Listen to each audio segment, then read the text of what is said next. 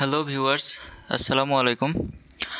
আমি হাসিব। আজ আমি আপনাদের দেখাবো কিভাবে পাওয়ার এসও সফটওয়্যার ইনস্টল করতে হয় এবং ক্র্যাক করতে হয়। আমরা বেশিরভাগ সময় পাওয়ার এসও সফটওয়্যার ইনস্টল করতে পারি, ডাউনলোড করে ইনস্টল করি, কিন্তু সেটা দেখা যাচ্ছে যে আমরা 500-600 এমবির বেশি কাজ করতে পারি না। কিন্তু আমরা পাওয়ার এসও সফটওয়্যার দিয়ে যখন একটা পেন ড্রাইভকে বুটেবল করি, 2 জিবি 3 জিবি সব ফাইল ট্রান্সফার হয়, তখন ওই ফ্রি ভার্সন দিয়ে কাজ হয় না।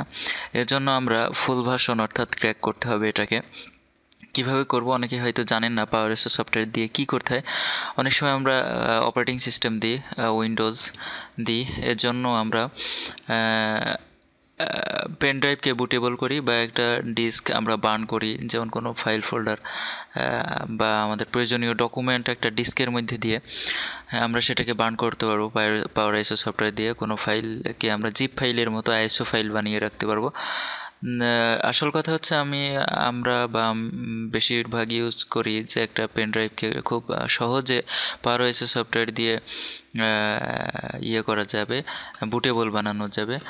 তো চলুন দেখা যাক কীভাবে আমরা পাওয়ার আইএসও সফটওয়্যার ইনস্টল এবং ক্র্যাক করব। তো এর জন্য আমরা ডেস্কটপে পাওয়ার আইএসও সফটওয়্যারটা জিপ ফাইল এখানে রেখে দিয়েছি। আমরা এক্সট্র্যাক্ট হেয়ার করলাম, রাইট ক্লিক করে এক্সট্র্যাক্ট হেয়ার করলাম।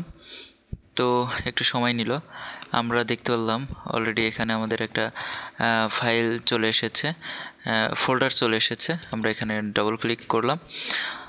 তো এখানে আমাদের পাওয়ার এসও সফটওয়্যারটা এখানে দেখতে পাচ্ছি। আমাদের অপারেটিং সিস্টেম কত বিটের, আমরাও তত বিটের সফটওয়্যারটা এখান থেকে ইনস্টল করব। আমাদের দুইটা অ্যাপ্লিকেশন ফাইল, এখানে x86 অর্থাৎ 32 বিটের, আর একটা হচ্ছে x64, যেটা 64 বিটের। তো আমরা কিভাবে দেখব, মাই কম্পিউটার বা ডেস্কটপে এসে আমরা রাইট বাটন ক্লিক করে, দিস পিসিতে রাইট বাটন ক্লিক করে প্রপার্টিসে ক্লিক করলাম। এখানে আমরা দেখতে পেলাম যে আমাদের অপারেটিং সিস্টেম 64 বিট।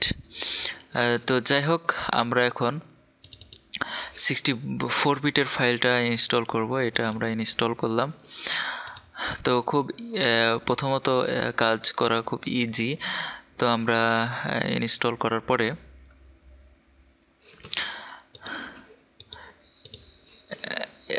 এখানে আরও একটি আসছে, লাইসেন্স এগ্রিমেন্ট।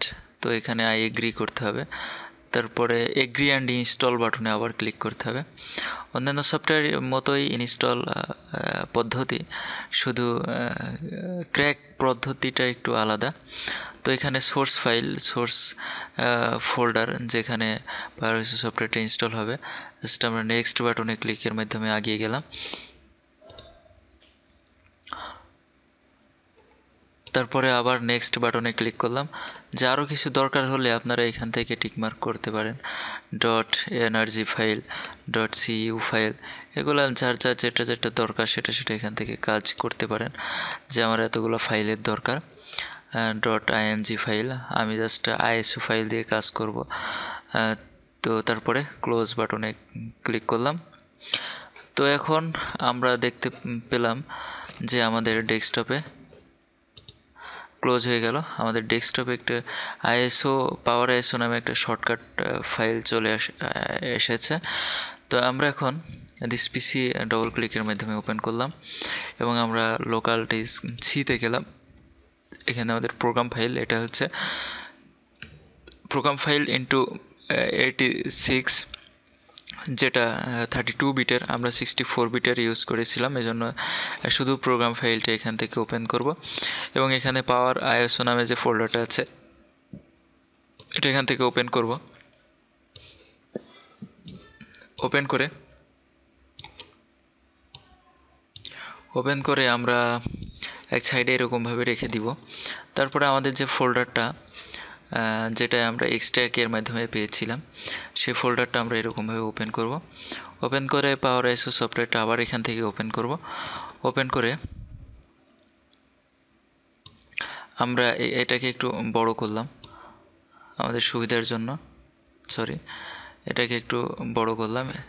এখন আমরা গেলাম হচ্ছে ক্র্যাক x64 বিটের ক্র্যাক ফাইলটাতে আমরা গেলাম। যাওয়ার পরে আমরা জাস্ট এখানে আমাদের ইয়েটা দেখেন যে প্রোগ্রাম ফাইল আইএসও, অর্থাৎ আমরা আরেকটু বোঝার সুবিধার্থে ব্যাকে আসলাম। এটা হচ্ছে সি ড্রাইভে যেতে হবে, গিয়ে প্রোগ্রাম ফাইল থেকে পাওয়ার আইএসও যে ফোল্ডারটা আছে এখানে, সেখানে আমাদের এটা ওপেন করতে হবে। আর এদিকে হচ্ছে আমাদের ওই ফোল্ডারটা, যে ফোল্ডারটার মধ্যে আমাদের পাওয়ার আইএসও সফটওয়্যারটা আমরা ইনস্টল করেছিলাম, আমি একটু ব্যাকে এসে আমি আপনাদের বুঝিয়ে দিলাম যেটা এই সফটওয়্যারটা পাওয়ার আইএসও সফটওয়্যার এখানে ছিল।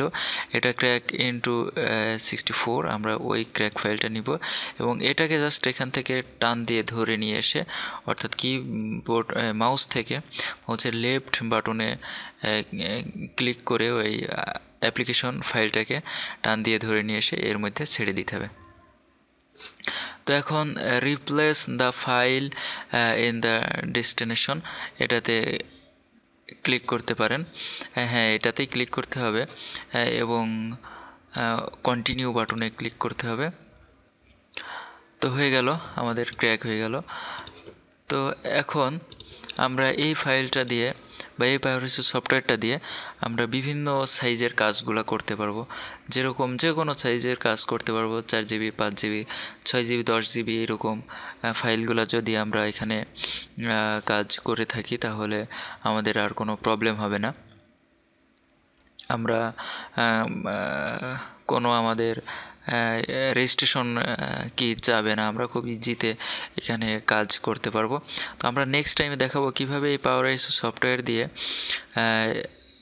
একটি পেন ড্রাইভকে বুটেবল করতে হয়, কীভাবে বুটেবল করতে হয়, এই কাজগুলো আমরা পরবর্তী টিউটোরিয়ালে দেখাবো।